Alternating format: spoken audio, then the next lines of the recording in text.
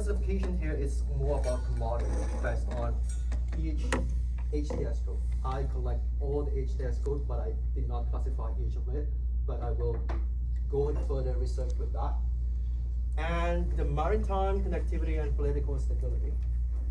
So, I'm not gonna deep detail because you know the context of the global recently about the geopolitical tensions. So, because the country have different trade structure and network form, they respond differently to the disruptions, supply chain disruptions, and also the trade disruptions. So I raised up my research question here to classify the country based on the profiles, based on diversification, trade partners, and connectivity, import growth, and the resilience based on the standard deviation, so 3 years import growth. This is the review of the articles, why I come up with that. I'm not gonna explain it because it's more theoretical. If you guys are interested, I will explain it too. Okay, so the first is trade resilience is based on the capacity that they try to recover in the international trade system differently. And the diversification here, it's the recent articles that they suggest that supply chain diversifications help to resilient on the trade between countries. And they try to absorb shocks quickly, not just only a trade concentration, but diversify it. And the geopolitical transportations, it's more about how the event and contact impact on the economic performance. And they suggest that the shipping and port efficiency and the port performance are more help with dealing with the geopolitical tensions. So this is my conceptual frameworks, why I come up with these 3 categories.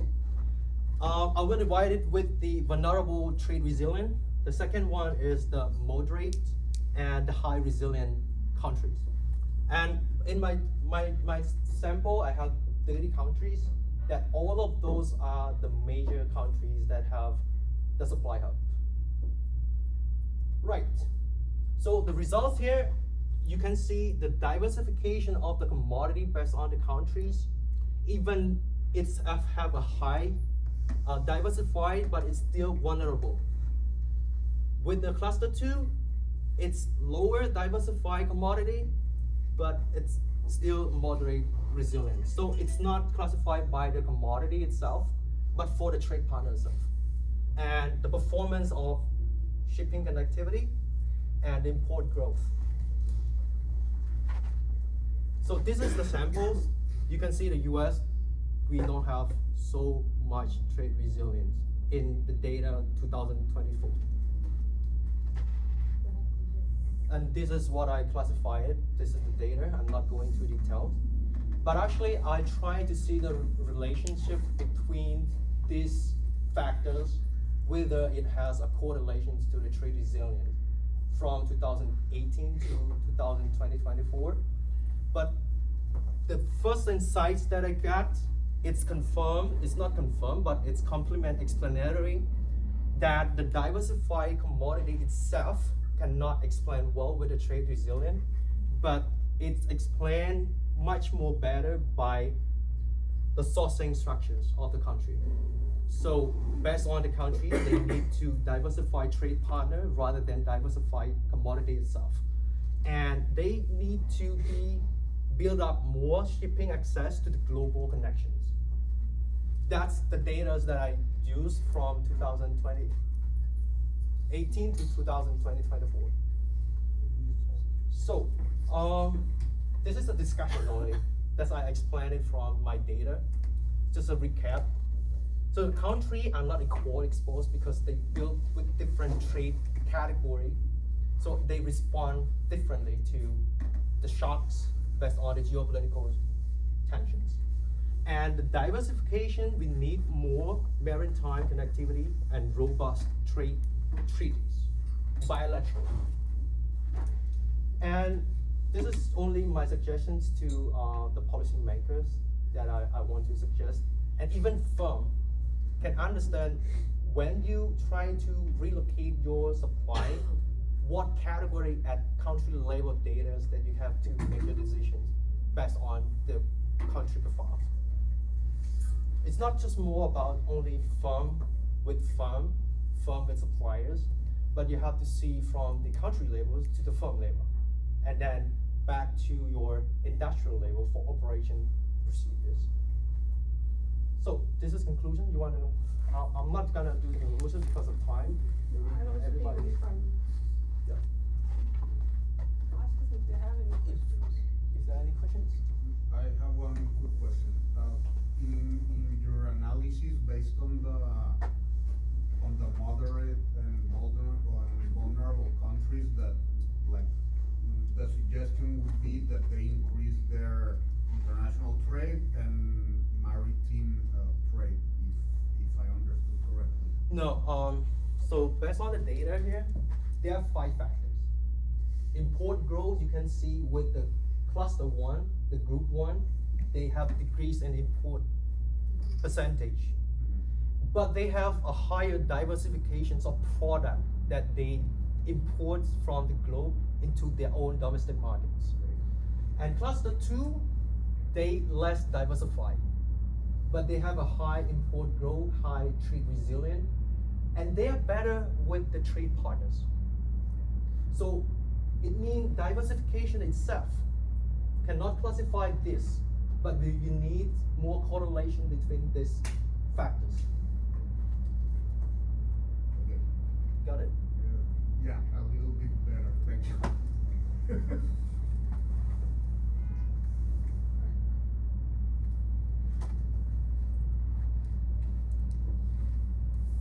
I'm just gonna sum up whatever we talked about today because it's international trade and we specialize in international business. So currently we are talking about the geo-economic fragmentation. We all talk about geopolitical, but geopolitical comes under geo-economic fragmentation. And the main question you are trying to, all of you, with whatever you try to achieve with your business plan, is globalization ending or it's being reorganized. You are trying to come up with sneakers and almonds and honey and the incense. So you're trying to match something. So that's what I'm trying to explain and summarize it. But what basically we all did was, this is what we all learned. If you all have done economics, this is basic. Supply versus demand. What's the demand? What's the supply? Unlimited want versus limited resource. That's the gamble we all play all our life. Your demand is higher education, BU provided you. That's the supply. So you can match supply and demand. So it's all basic. Yes, it's become, because it's become global, it looks like it's complicated, but it's not complicated at all. Equilibrium is something you cannot achieve, but we will try to strive for it, because if you reach this point, then no one is making a profit, no one is making a loss, and basically in economics they talk about all things remaining constant, but that hardly ever happens. So when you're thinking about your subjects, your business, if you want to go in future, these are the terms in which you need to train your brain. It's about, if you ask an archer, the target is the bird, and you ask one of the archers, what's the target? They say, I see the tree and I see the branch and the bird. Second archer will say, I see the branch and the bird. The third archer will say, I see the target, that's the eye. It's related to micro and macroeconomics. All 3 archers are not wrong. How do you need to focus? We were asking questions when we say, why did you choose the product? It's the macro aspect of it. Micro aspect of it, you're talking about the roots. What are the other roots? So, no 2 ways, like no one is right or wrong, but this is the way you all will think. So, when you talk about globalization, it's very simple. You're expanding your market, you're going beyond your region to do business, and that hyperglobalization, that's where you establish the roots. That's why when we talked about matcha from Japan to matcha from China, matcha from Japan is established. They have grown the root, but China is trying to figure out, because they have something else to offer. So that's where they battle. But right now the bigger thing is the fragmentation. Ivan spoke about tariff, the first team spoke about tariff and the strategic rivalry, political risk. Almost all the teams spoke about this. But this is what's happening while doing globalization, hyperglobalization. How are we handling the fragmentation? What are these called? Convergence, cross-vergence. These are the different types of globalization. What's convergence? A similarity. You said, let's talk about what are the similarities? You send matcha to UK because UK has the demand. The similarity is the demand, it's not the product demand. It's just convergence you're trying to establish there. But what is cross-vergence? Hybrid adaptation. For example, you have McDonald's in India. You have Netflix in each and every country where they stream their own. Amazon also does it. That's the adaptation. That means they've moved from globalization, from standardization to customization. That's why cross-vergence comes in. But what is divergence? That's the difference. We all talk about China as an export, but China hardly imports because they have their own restrictions. The biggest one, the regulatory restrictions. So that's where the divergence comes in. Then comes deglobalization. Deglobalization does not mean that you completely stop everything, but you put a break and you step back and see whether you're doing it right. What more is there? Is this the best route? Like how we reroute, right? What are the other routes to find? That's it. That's the strategic location resilience compared with reverse globalization. It's compared to this where you're thinking about whether can we go back, can we establish, can we put more eggs in more basket and not in one. So the reverse and deglobalization, this is what currently the entire world is talking about, business or otherwise. Even if you had wear it back in your home country, you would have thought about whether coming to US would have been the right gamble based on the investment and the return. So this is where we all are right now. So that's what I'm talking about. So the reverse globalization, like US, okay, this is the same thing. I'm just going to rush it. I just wanted to talk about this. So the geoeconomic fragmentation comes and talks about home region orientation. Home region orientation does not mean within the region. If US, for US, the US home region orientation is Canada and Mexico. Whoever is closer, whichever is easier, Europe. If they are trying to reach out to European countries for coffee or McDonald's or Starbucks, they have similar. But they remain close to the familiarity. They don't move across. So that's why the interesting part was Kazakhstan to UAE. They are moving across the home region orientation. So they are exploring. Thailand and Japan, I don't know whether they do a lot of business, but that was an interesting one. What was the other one? China? US. UK and China. That's common, but I think the most interesting was Kazakhstan and UAE's was both of them are leaving their comfort zone and they're exploring a new market. So that's what the home region. So what home region orientation also talks about is no company is truly global. Every company stays with the familiarity as such. Professor, I'll send you the slide. presentation. I'm just getting pictures of you. Oh, okay. So the connector economies, along with this, is we were talking about starting the organization in Singapore because better connectivity, better regulations, same way as UAE as well. So connector economies, let me tell you from US's point of view, since COVID, especially with the if you've done supply chain, you would have heard about the semiconductor shortage during the COVID period. Since then, US started moving to connector economies, that is economies which are closer to their regulations, they're politically stable. So they moved to Mexico, Brazil, India and Vietnam. So basically when we were talking about routes, you all were talking about routes for that particular shipment, but this connector economy, this gained prominence post-COVID where you need to have separate like stops, warehousing stops to manage the demand of the product, especially for none of you spoke about electronics. I was quite surprised because electronics is the shortest span and most of the shortest, what was that? I told them not to vote electronics is very complicated. I wanted to do electronics. They did. Several groups Okay. proposed Then electronics. okay, fine. I was quite surprised. I thought at least one of them would have done it. No, we told them to keep it simple. Working with that. What happened? Yeah, no, what was I saying? So semiconductor, if maximum products, the shelf cycle for semiconductors maximum 6 months, which is even stretching it a lot. Actually, sometimes it's only 1 or 2 months. But that COVID period saw the biggest shortage of semiconductors. So that's when the connector economies gain prominence. You can look at your own countries and see if they are reaching out to countries across the globe. Where are they trying to reach out? The products, even within the products which you have chosen. So that ultimately comes to strategic location resilience. This is again the same example as Apple with China. It's not just Apple, it's all other products. Mexico, because of the new treaty, Mexico, India, Vietnam, again the semiconductor. So it's the same thing. Sorry. Yeah.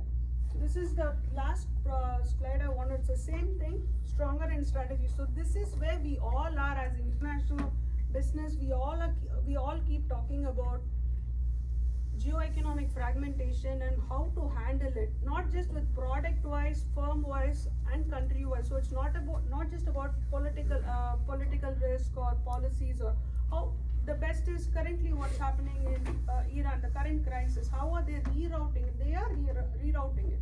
Like China is doing the Belt and Road Initiative, where they are actually trying to connect to Russia, UAE, I think, and they're trying to do one more route through here to Greenland. Yeah, and also there is I just read in the news yesterday that they opened a new route from Jeddah, Saudi Arabia to China, and from Jeddah to Hong Kong, I think, Hong Kong. and Malaysia. And what they are doing while doing the Belt and Road Initiative is they're also investing funds for the countries in which, like Middle Eastern countries or any of the countries, they're just investing funds to grow their economy as well. So which maybe on a later stage we can talk about the progress in it. Which one? Like the strategic locations. So why it is important that you have to understand the country level, not just only you guys propose like a good perspective of the project across border business, but you have to consider out of the country profiles where you should locate your sources. That's why it's come with the strategic location from the country level. From you guys have presented with the industrial level, your plan, everything. But the country level is going to have big impact because of the geopolitical perspective. And then you have to make your decisions on the strategic location resilient, where locations that can avoid of those routes. And mainly when we are talking about globalization or export, it's not just from the developed economy to emerging markets, but it's also the other way. Developed economy are looking for new markets for their products, but developing economies look for developed economy products to catch up on technology and innovation. Strategic You have Toshiba, IBM, you have Tata with Rolls-Royce, and one more company I forgot. But you can also look at how they do it. So globalization does not mean only from the developed to emerging, though that's how we've been trained to understand, but it's not the same. It's also reverse. Why they do reverse, how they catch up with the rest of the world also is a very interesting view which you can focus on. I think that's it. I just wanted to say, just train the way you think about it. Wherever you go, just don't keep learning, because it's an ever evolving subject. It's a very interesting time for us. I know it's a very tumult time for the rest of the world, but as researchers, it's very interesting to understand what are the routes, what are the ways to find out. So I would encourage you, I know all of you would, because doing a professional course, all of you would like to go for jobs where mostly individual oriented jobs, but never lose your focus on this, because it keeps changing, it keeps evolving, and train your mind to think globally. That's the best I can say. Thank you. Ivan and Janani have been coming to speak now. I think this is the second time? Second time. And I would invite you to reach out to Janani or Ivan on LinkedIn or anything like that, especially if you want to go into research and teaching.